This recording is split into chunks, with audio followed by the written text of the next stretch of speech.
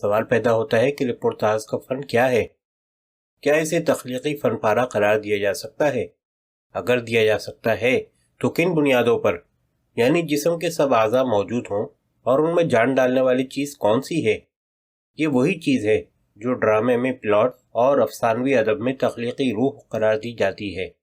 یہاں یہ سوال بھی طے کرنا ہے کہ کیا رپورتاج کے لیے تخلیقی اپج کی ضرورت ہوتی ہے، یا کیا ہر شخص رپورتاج لکھ سکتا ہے؟ کیا ہر رپورتاج تخلیقی فن پارہ ہوتی ہے؟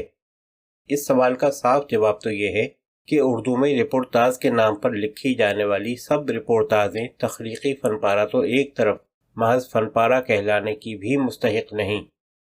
یہ بات بھی بلا خوف تردید کہی جا سکتی ہے کہ صرف بڑے تخلیق کاروں کی لکھی ہوئی رپورتاجیں ہی تخلیقی روح سے ہمکنار ہو سکی ہیں، جبکہ بڑے بڑے اسکالروں اور دانشوروں کی لکھی ہوئی رپورتاجیں تخلیقی ہنر سے بے بہرہ رہنے کے سبب محض ادبی رپورٹیں قرار پا کر تاریخ کے گرد آلود شیلفوں میں رکھ دی گئی ہیں، جیسے کہ مولوی اقبال علی کا سفرنامہ پنجاب، ڈاکٹر عبدالسلام خورشید کی یاد ایام، ڈاکٹر عبارت بریلوی کی جشن اقبال، ڈاکٹر حامد کاشمیری کی انجمن آرزو، علی احمد فاطمی کی سفر ہے شرط، پروفیسر عقیل کی لندن او لندن، عثمان حسن کی بلوچستان، اسماعیل صدیقی کی آئینہ بلوچستان، محمد یونس کی قیدی کے خطوط، آل احمد سرور کی کچھ دن پاکستان میں، وغیرہ۔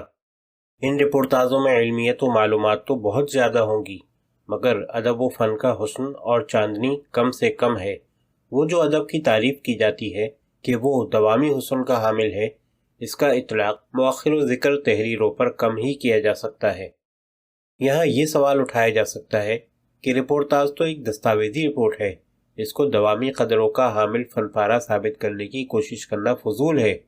اس حوالے سے کہا جا سکتا ہے کہ رپورتاج کو دربار ادب میں داخلہ اسی بنیاد پر ملا کہ اس کے بڑے بڑے بانیوں نے اس کی ادبی قدر و قیمت کو برقرار رکھنے کی شخصی ضمانت دی تھی، مگر پھر ہوا یہ کہ یہ ضمانت ان بڑی شخصیتوں کے ساتھ ہی ختم ہو گئی۔ اب یہ صرف غیر تخلیقی مصنفوں کے ہتھے چڑھی تو اپنے تخلیقی جوہر سے ہاتھ دھو کر محض واقعات کی سچی رپورٹ بن گئی۔ سچائی کے بے لاگ بیان میں جتنی خوبصورتی پیدا ہو سکتی ہے وہ ان رپورٹوں میں کہیں کہیں نظر آ گئی، مگر ان کے مصنف فن کی اس تعریف پر پورا نہ اتر سکے جو کسی تحریر میں شاعرانہ حسن و صداقت دیکھنے سے عبارت ہوتی ہے۔ سچا ادیب اپنے ذہن کے اندر کی خوبصورتی کی روشنی میں حقائق کی ترتیب و تزئین نو کرتا ہے۔ یہی وہ چیز ہے جو عام سنگ مرمر، اینٹ، گہرے چورے کو تاج محل بنا دیتی ہے۔ جس کے ذہن میں تاج محل ہوتا ہے وہ افسانہ لکھے یا رپورتاج، کاغذ پر تاج محل ضرور ظاہر ہو کر رہتا ہے۔ یہ صنف رپورتاج کا قصور نہیں، فنکار کی تخلیقی ایج کا مسئلہ ہے۔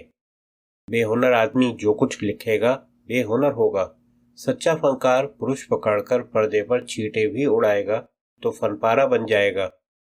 کرشن چندر، ابراہیم جلیس، عصمت چغتائی، قرۃ العین حیدر، قدرت اللہ شہاب نے جب بھی لکھا فن ہی طلوع ہوا۔ اگرچہ یہ بات طے ہے کہ رپورتاج لکھنے کے لیے تخیل نگاری و تخلیق کاری کی زیادہ گنجائش نہیں ہوتی، اس لحاظ سے یہ زیادہ مشکل کام ہے کہ فنکار حقیقت کی پٹری پر رہتے ہوئے کم سے کم اوزاروں اور ہتھیاروں سے فن کا جادو جگائے۔ یہ کام کمزور تخلیقی صلاحیتوں کے حامل افراد کے بس کا روگ نہیں ہوتا، بلکہ اس باب میں تو ایسے لطائف بھی ہوئے ہیں کہ خود بڑے فنکاروں نے جہاں ذرا سی جھپکی کھائی فن ہاتھ سے نکل گیا۔ اس کی وضاحت چند مثالوں سے ہو سکتی ہے۔ فارغ بخاری نے 2 رپورتاجیں لکھی ہیں، ایک برات عاشقاں، دوسری لوح غیر محفوظ۔ پہلی رپورتاج اس وقت کی ہے جب فارغ بخاری کی تخلیقیت اپنے عروج پر تھی، وہ 40 برس کا جوان تھا، جبکہ دوسری رپورتاج اس وقت لکھی گئی جب فارغ 70 برس کا بزرگ تھا۔ چنانچہ دوسری تحریر فنی تخلیق کاری سے عاری نظر آتی ہے۔ قرۃ العین حیدر نے کئی رپورتاجیں لکھی۔ لندن لیٹر، ستمبر کا چاند پہلے لکھی گئی۔ ان میں حقیقت نگاری تخلیقی لمحوں پر حاوی ہے، مگر جب بعد میں اس نے کوہ دماوند لکھی تو تخلیقی جلوہ منصہ شہود پر آ کر عجب بہار دکھانے لگا۔ ممتاز شیریں بہت بڑی افسانہ نگار و نقاد خاتون تھیں۔ انہوں نے کرشن چندر کی عظیم رپورتاج پودے کو اسی بنا پر رد کیا کہ اس میں تخلیقی ہنر و جوہر مفقود ہے، مگر جب خود رپورٹاج لکھنے بیٹھیں تو ایسی پھسپھسی رپورٹ لکھی کہ حیران کر گئیں۔ دوسری طرف ایک بہت ہی غیر معروف مصنف سید شوکت علی نے ایک ہی رپورٹاج اجنبی اپنے دیس میں لکھی، لیکن چونکہ اس پر تخلیق کی دیوی مہربان تھی، اس لیے جو لکھا فن و اسلوب کا عجوبہ بن گیا۔ اس بحث سے یہ بات سامنے آتی ہے کہ رپورٹاج کا فن وہی ہے جو لکھنے والے کا ذاتی سرمایہ فن ہے۔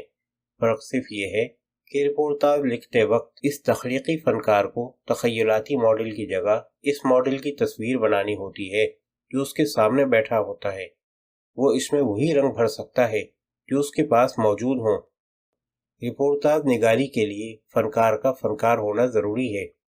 غیر فنکار کی طرف سے رپورٹاج لکھنا ایسے ہی ہے جیسے قصاب کو لا کر آپریشن تھیٹر میں کھڑا کر دیا جائے۔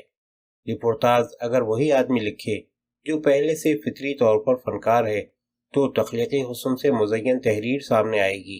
اگر ایسا نہیں ہوگا تو پھر وہی حشر ہوگا جو اردو رپورٹاج نگاری میں ہو چکا ہے کہ اس کے 2/3 سے زیادہ اندراجات غیر تخلیقی افراد کے ہاتھوں رقم ہونے کے سبب محض دستاویزی ریکارڈ کا حصہ تو قرار پا سکتی ہیں، فن اور دوامی خوبصورتی سے بیگانہ ہونے کی وجہ سے ادبی فن پارہ ٹھہرائے جانے کے قابل نہیں۔ اس پس منظر میں دیکھیں تو اردو کی 200 رپورٹاجوں میں 20-25 سے زیادہ ایسی رپورٹاجیں نہ ہوں گی جو فنی خوبصورتی کے لحاظ سے اعلیٰ پائے کی رپورٹاجیں قرار دی جا سکیں۔